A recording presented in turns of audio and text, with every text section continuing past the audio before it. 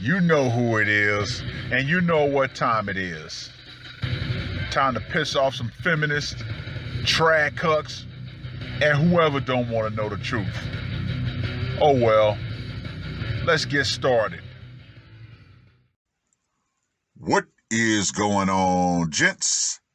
It's R.P.M. here, reporting from Mobile Command. As you guys know, I went on the MGTOW podcast last Friday, and that was fun. So yes, I am definitely more open to, shoot the shit with fellow content creators in this space. So you can find me over on Discord. Now, since I'm going to be covering the topic of marriage, or should I say, the utter failed institution called marriage, I only have to say this about the Bill Gates impending doom. The high value man argument, in my humble opinion, is officially dead. If Bill Gates is not the image of a high value man, I don't know what is. But here we are. 3 years, 5 years, 7 years, 27 years. When she's ready to pull the plug and cash out, guess what? Nothing is going to stop that. So, what have we learned here, gentlemen? When she's ready to leave, she's gone. Now, before I get into the main article, let's take a small trip back in time, shall we? To 2017.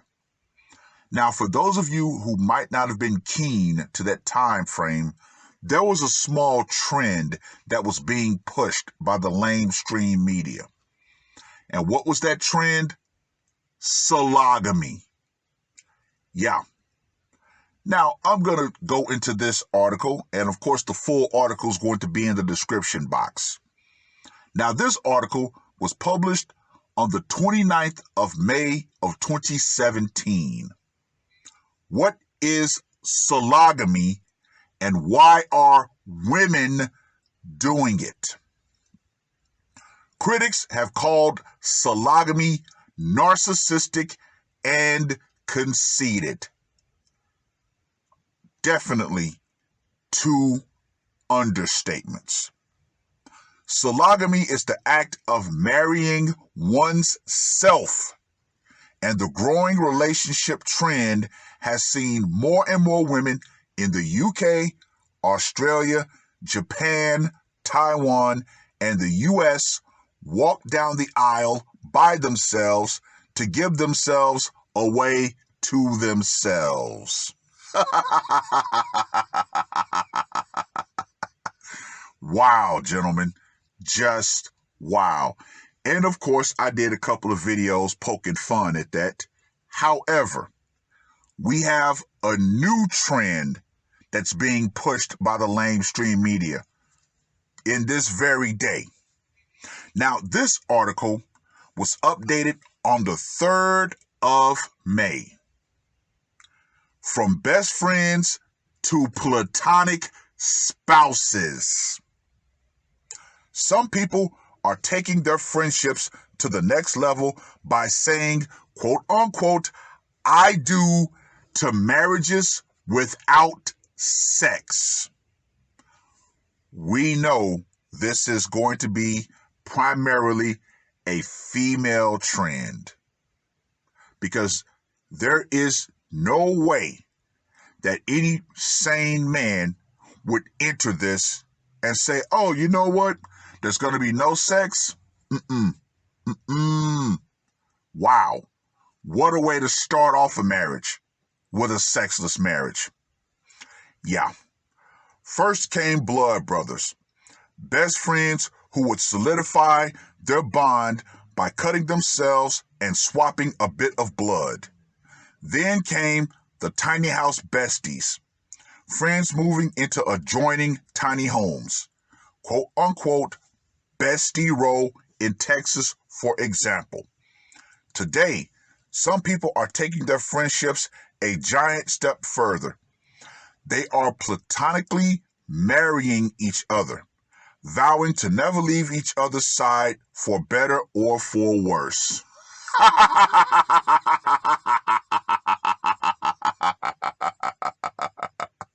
Or, when it comes to the modern woman, for better or for worse, or until a bigger, better deal comes along that she can monkey branch to. On November 14th, 2020, at Greenwood Hall in East Islip, New York, Jay Guercio and Crystal Purificato,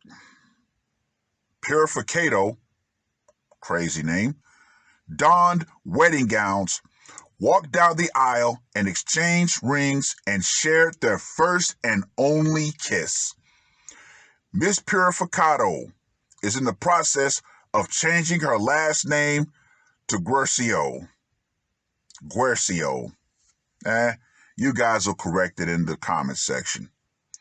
Quote unquote, I wanted her to continue to be my best friend and life partner, said Miss Guercio, a 23-year-old student studying professional communications at Farmingdale State College.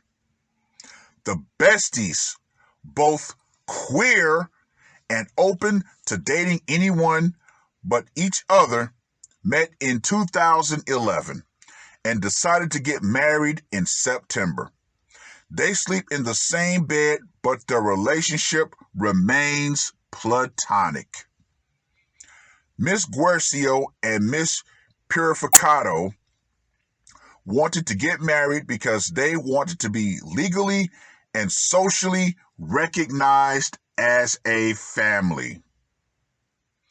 We wanted the world to know that we are each other's go-to person in the world and to be able to handle legal matters with the other appropriately, said Miss Guercio. We are a couple, a unit, and partners for life. Miss Guercio and said their marriage is stable, it's long-lasting, and it has no conditions.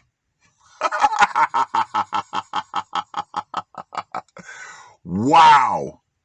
Just wow. Now, of course, my simple yet unhinged brain is thinking like this. This is what women truly want out of marriage. They want to be married, yet do not have to do the duties of being a wife. But you know what? I'm going to reserve the rest of my opinion for when I finish this. There are no statistics about the number of platonic best friend marriages, and many people who are in them aren't open about their situation.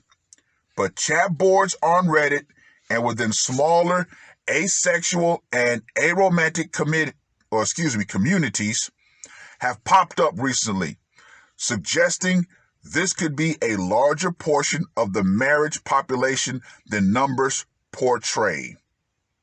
Well, what about the husbands who are stuck in sexless marriages, not by their choice?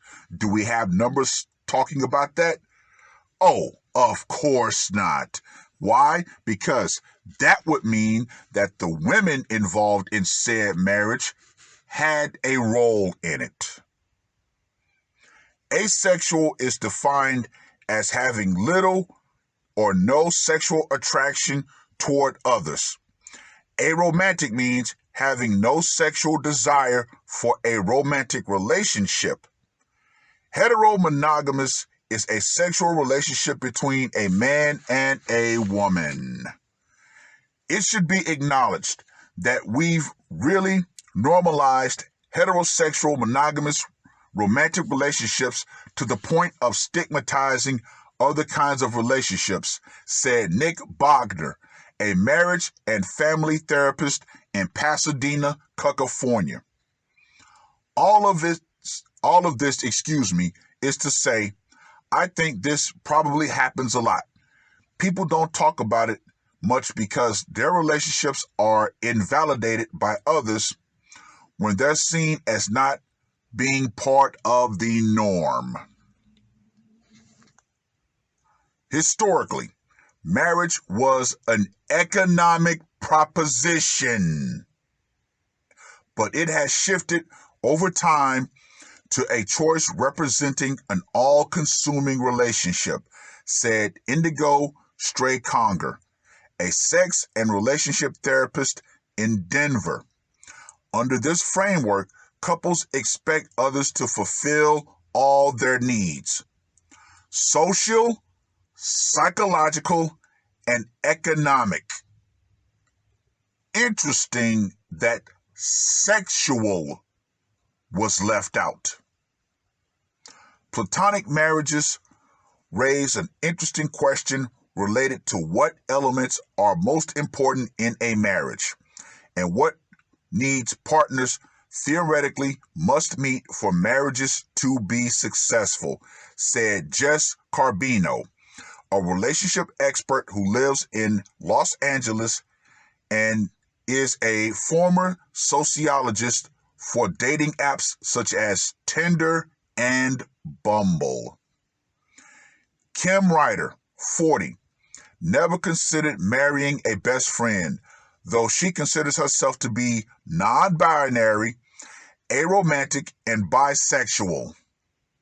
Miss Ryder, who lives in Dortmund, Germany, and is unemployed, tried OkCupid in 2013 and found her husband, who is aromantic and asexual. They quickly became platonic best friends and married in 2018. Of course,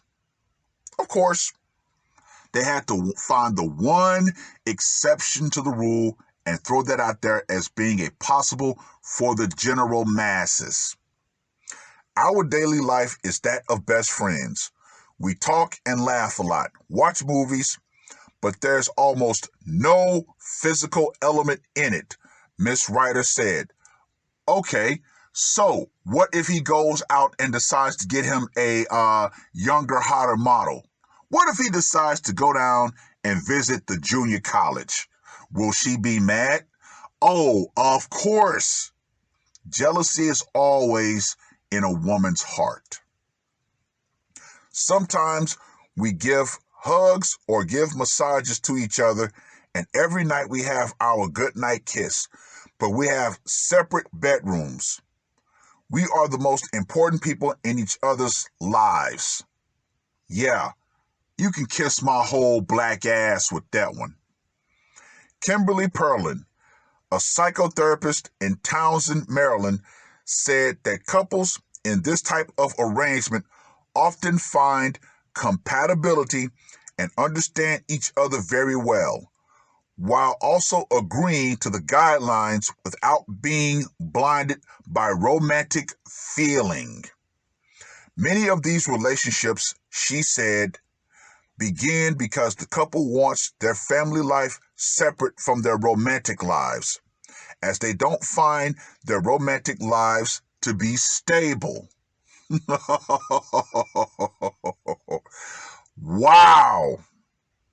Others may be disenchanted with love and feel that long-standing friendships with a history of resolving conflict may feel like a safer bet.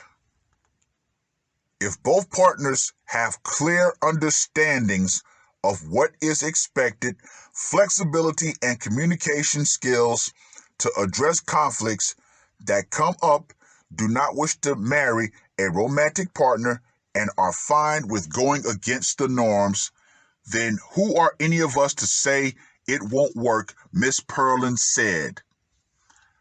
Interesting. Conflict resolution. Communication. You would think that married couples would be pushed to do things like that, right? No, scratch that. You would think married women would be pushed to do things like that. But oh, no. No. See, women who decide, I'm not happy, they're given all the resources to destroy their marriage. Ironic, the one thing that all women want, they seem to be able to get out of said thing so easy. Yeah, right. No. Platonic marriages have been prevalent since marriage became an institution. Institution. Marriage. More like the mental institution. Oh, I ain't shit. While marrying for love is more of an oddity in human history, Congress said. Well, that right there completely kills the hope strategy. Oh, I hope she'll love me. I hope she won't divorce me. No. So, this idea of romantic love has been something that is, in fact, a social construct. In the United States, where marriage is incentivized with tax breaks and other couple privileges, getting married to someone with whom you are not romantically attached affords multiple benefits, she said. A platonic marriage is more than a passing year with a roommate who has different ideas about kitchen cleanliness, said Ms. Conger. A platonic marriage is a deep bond with a lifelong commitment to a nesting partner you build a shared life with. Meeting people is hard. Getting a bond and romantic feelings is hard.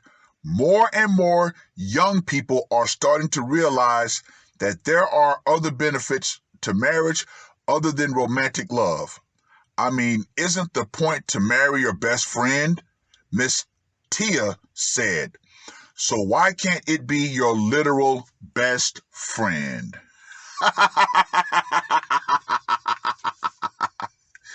Now for the rest of my opinion. I have zero problems with women going down this route.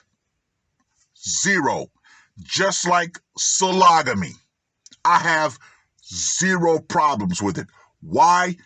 Because let's go ahead and do the simple math. There are more women than there are men. Every woman who decides to go down the sologamy route and the platonic spouse route, that saves men from family and divorce court. So I'm all for it. Oh, yes. Oh, yes. But Bill Gates, that divorce is going to red pill even more men.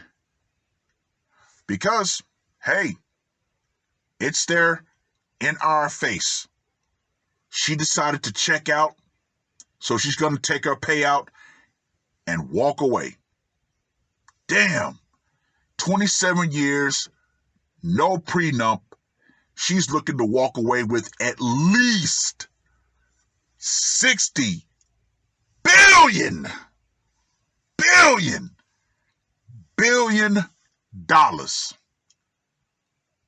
Wow. So remember, gents, remember, this whole work hard, be a high value man, that is the equivalent of a turkey that's going to get fattened up for the eventual slaughter and Thanksgiving dinner. Just my opinion. That's all I got to say for that one. But read both of the articles. Let me know what you guys think. Personally, I'm all for this if it will keep men out of the family courts. I'm all for it. Let them go ahead and do their thing. And ladies, the power will eventually go out. Feminism and this crazy institution called marriage that you use to get a come up off of the man's hard work will eventually go out right along with it. That's all I got to say for this one. RPM, I am